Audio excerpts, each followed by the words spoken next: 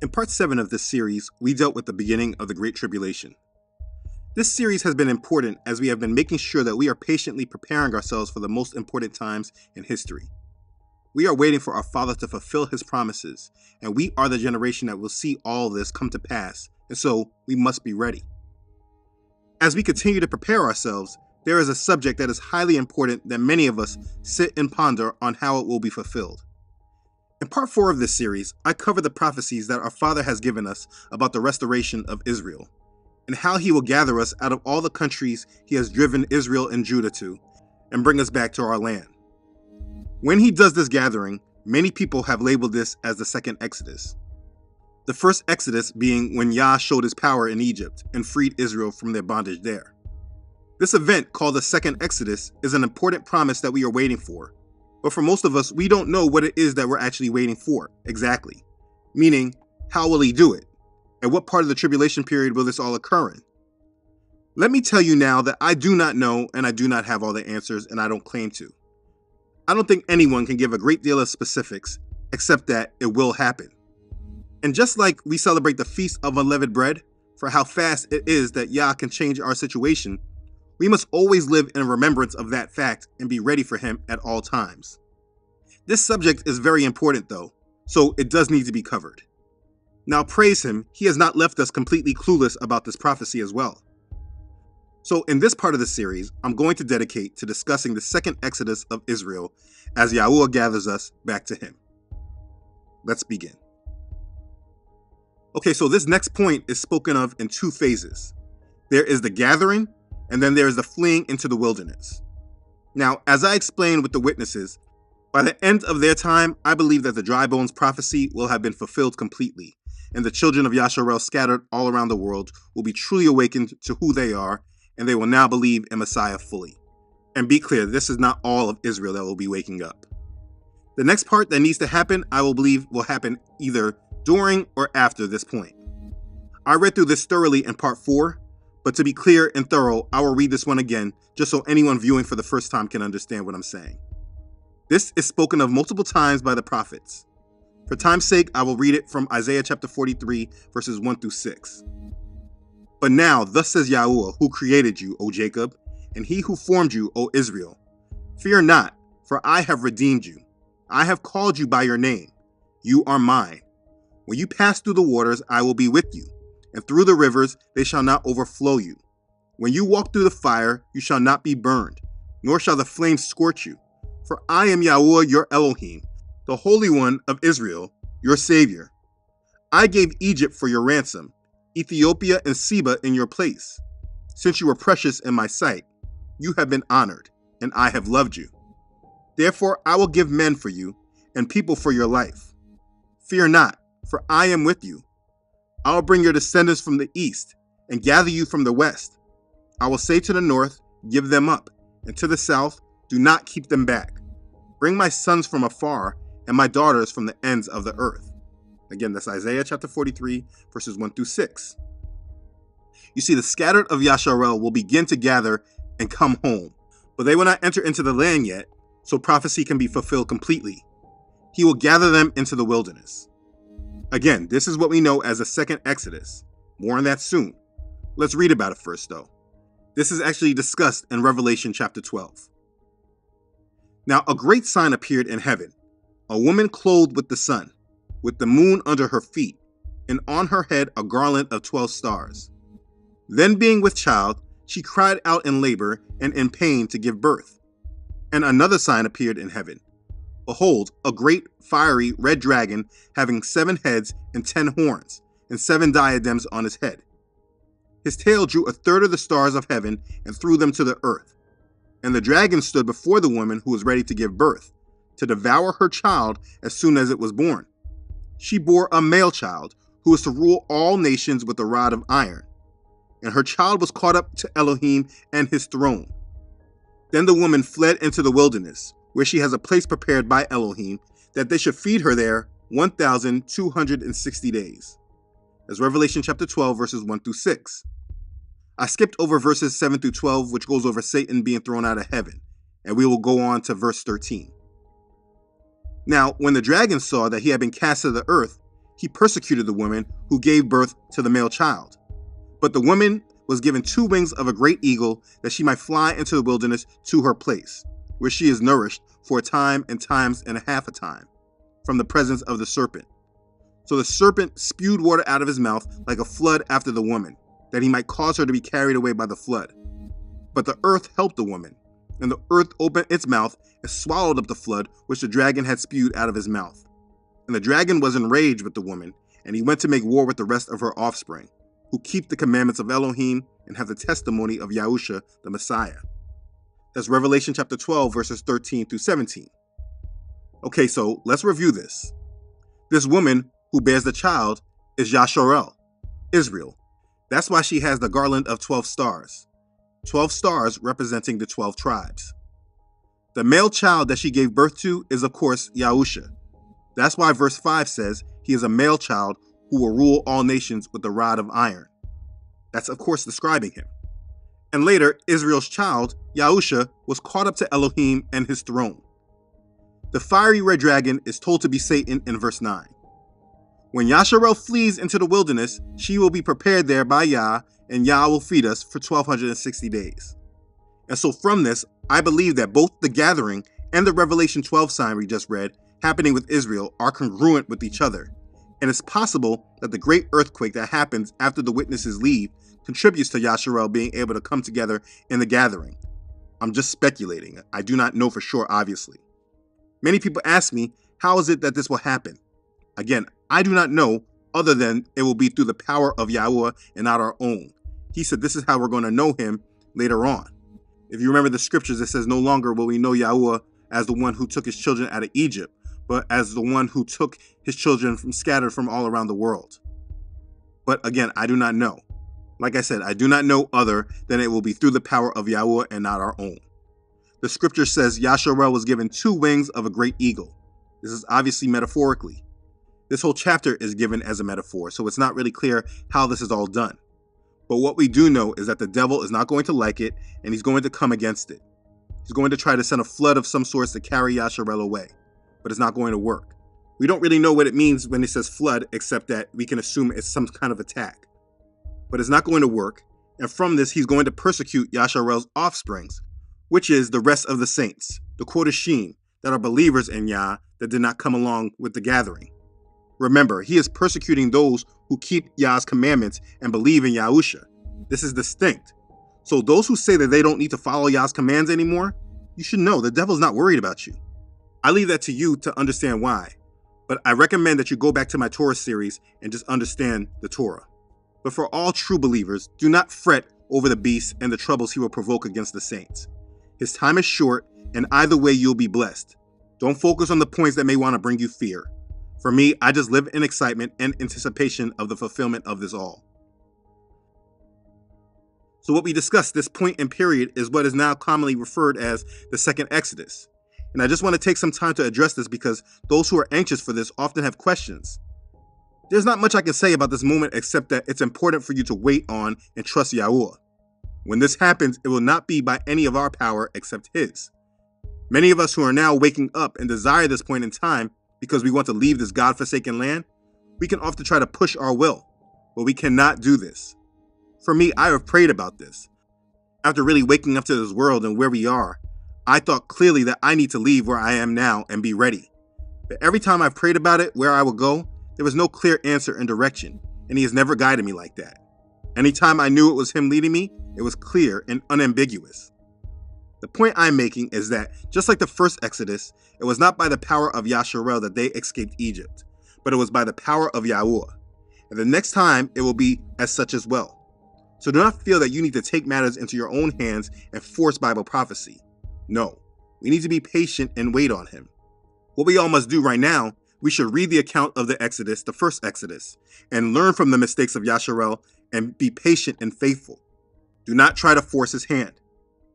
Now, does that mean that if you are led to leave that you should not leave? Absolutely not. How he has led me may not be the same for you. I know of others who have left and have been blessed, and I respect it. If he has given you clear guidance, follow it. All I'm saying is that if you haven't been led and you don't know clearly what to do, there's a reason. It's because he has not shown us our path of exit yet. But listen to how he told us he would do it. In Isaiah chapter 43, read those verses again. When you pass through the waters, I will be with you. And through the rivers, they shall not overflow you. When you walk through the fire, you shall not be burned, nor shall flames scorch you. Do you see, he obviously has a plan for us. We just cannot see it in full. We can imagine, but we don't know. So we must be patient. But when he does show his power and gathers his scattered children, if you are his, you must be ready for him. And that's why it's important now to strengthen your faith and trust in him. Be ready for him, but do not force your own will. All of this will be by his power, not our own. The way we help is by trusting him. And when we do go into the second Exodus, trusting him and being faithful to him is extremely important. As far as this event goes, though, we do know some other details. Let's go to Ezekiel chapter 20. It says, "As I live, says Yahweh Elohim, surely with a mighty hand, with an outstretched arm, and with fury poured out, I will rule over you. I will bring you out from the peoples and gather you out of the countries where you are scattered, with a mighty hand, with an outstretched arm, and with fury poured out. And I will bring you into the wilderness of the peoples, and there I will plead my case with you face to face. Just as I pleaded my case with your fathers in the wilderness of the land of Egypt, so I will plead my case with you, says Yahweh Elohim. I will make you pass under the rod, and I will bring you into the bond of the covenant. I will purge the rebels from among you, and those who transgress against me. I'll bring them out of the country where they dwell, but they shall not enter the land of Israel. Then you will know that I am Yahweh. As for you, O house of Israel, thus says Yahweh Elohim, go, serve every one of you his idols, and hereafter, if you will not obey me, but profane my holy name, no more with your gifts and your idols. For on my holy mountain, on the mountain height of Israel, says Yahweh Elohim, there all the house of Israel, all of them in the land, shall serve me. There I will accept them, and there I will require your offerings and the first fruit of your sacrifices, together with all your holy things. I will accept you as a sweet aroma when I bring you out from the peoples and gather you out of the countries where you have been scattered, and I will be hallowed in you before the Gentiles. Then you shall know that I am Yahweh when I bring you into the land of Israel, into the country for which I raise my hand in an oath to give to your fathers. And there you shall remember your ways and all your doings with which you were defiled. And you shall loathe yourselves in your own sight because of all the evils that you have committed. Then you shall know that I am Yahweh when I have dealt with you for my name's sake, not according to your wicked ways, nor according to your corrupt doings, O house of Israel, says Yahweh Elohim." That's Ezekiel chapter 20, verses 33 through 44. You see, this confirms what we read in Revelation chapter 12 about being taken out into the wilderness. Let's be clear that he is doing this, and he is going to show great power. But when this happens, it will be done with his fury poured out. So there are going to be major problems in this world when he begins to fulfill this. Let me tell you the difference between those who will be ready and those who will miss this. The difference will be faith and understanding, but it also will be not following and listening to the media. I can imagine a bunch of falsehoods being given, a bunch of claims about climate change, maybe even aliens, a bunch of disputes about race, and making it all about race, like many people still try to do today. Trust and believe, the media is not going to report that this is Yahweh fulfilling his promises. It's up to those who love him and know what he has said to be ready and to move in faith, and that will be us at odds against the rest of the world. So be trained up now to move against the grain. The media will definitely spin Yah's fury in terms of climate change or maybe something different, like I said about aliens or anything else. They spread lies and fear. But if you're focused on Yah, you will know and you will be ready.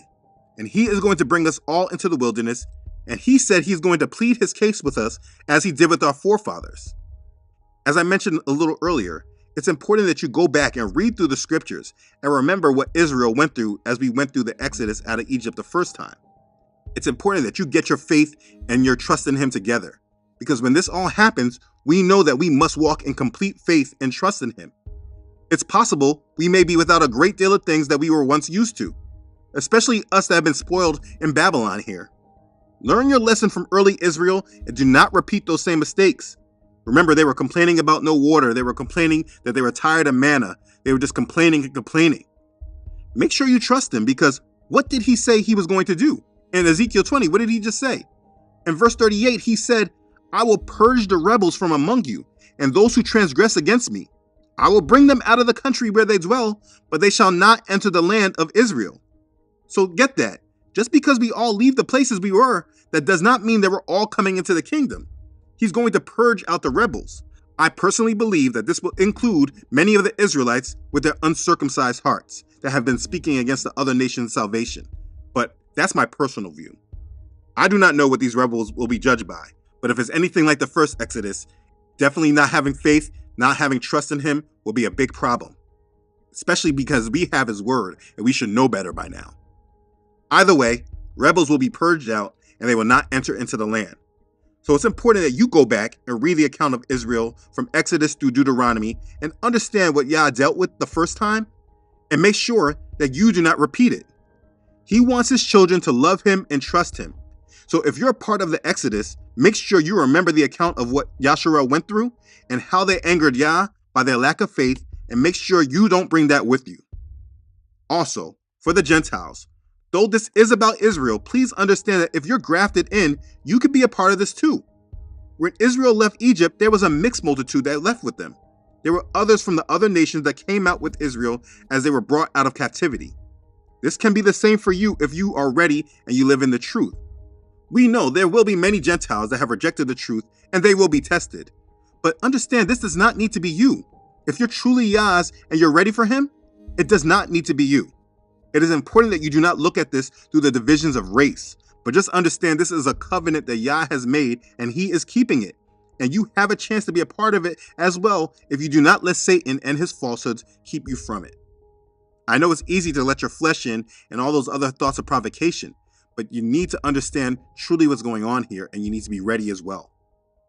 Either way, Yah is going to bring out his people from all the nations that he has scattered them, and the world will know, and the man of sin will come against us, but he will be unsuccessful. Now let me just deal with that as well. There are a lot of people that say that the land that we know as Israel is not in fact Israel. A brother I deeply respect has taken a great deal of time to show what he has found in his research, and is very compelling. I do not discount that the land that they show us on these maps can probably be a lie.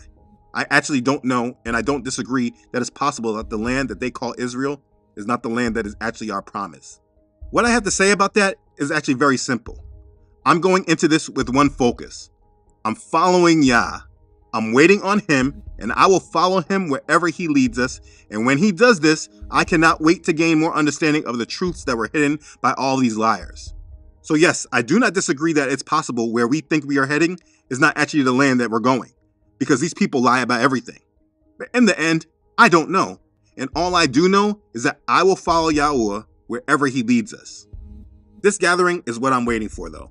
All these people waiting for a fake rapture and follow all this false doctrine where he has given so much evidence and so much clear prophecy on gathering us and what he would do and that he will do it.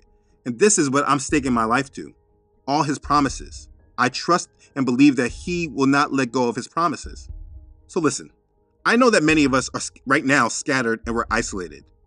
We don't have many people that we can fellowship with right now personally because we are all scattered around the world. For me, like I said, I'm waiting eagerly for this time, and this is what my life is dedicated to. It's what I'm raising my sons for. I'm preparing them for the daughters of many of you who are coming. The second Exodus is a remarkable time, and it is something that we should await for. And also know, if you're still waiting for a significant other, you're waiting for your husband or your wife, and you just don't know where they are, be patient, because it could be that what Yah has for you happens during this period in time. This is not a time when the world is over. This is a time where we're blessed and we live in favor. So if you just focus on Yah and allow him to guide your steps and wait for him to give you everything that you need, you will be blessed. Don't force your hand though. You must have patience and trust in him to give you what you need if it's right for you. What our job and what our purpose is to live out our end and be who it is he actually desires when he brings us back unto him and when he pleads his case with us face to face. So if you're wise, you should now start adjusting your priorities to be ready for this and not focus so much on the things of this world. If your eyes are open, it should be clear now that the world is falling. And if you focus on Yah and live in truth, you have a future. The second Exodus is a beautiful part of Bible prophecy. Please continue to focus on living in the truth and being what our Father desires his children to be. and you will be ready. For all of Israel, whether you are a natural branch or a wild grafted in branch, the goal for those who love him is to be ready for him when he calls. So make sure you live your life waiting for him, and at that time, we will all be gathered unto him, and we will dwell in righteousness together.